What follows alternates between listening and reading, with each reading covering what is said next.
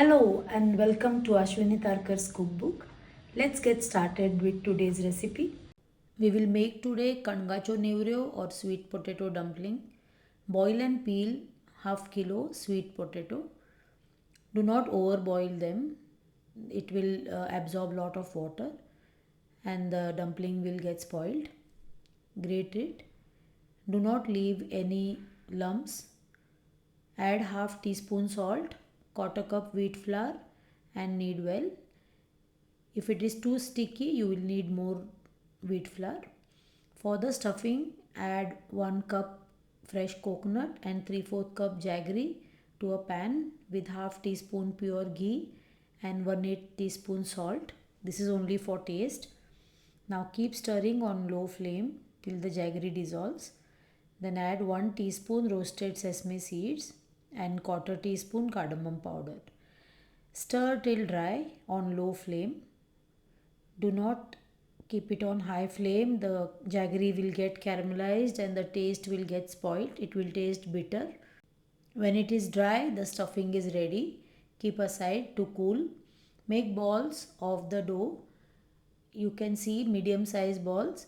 Now on a silver paper or a plastic paper, use a little bit oil and pat it gently into a disc shape like a puri. Now see that the edges are not broken. Now stuff the disc and shape. Keep the stuffing in the center and close as shown. Now close all the edges so that it doesn't break while frying.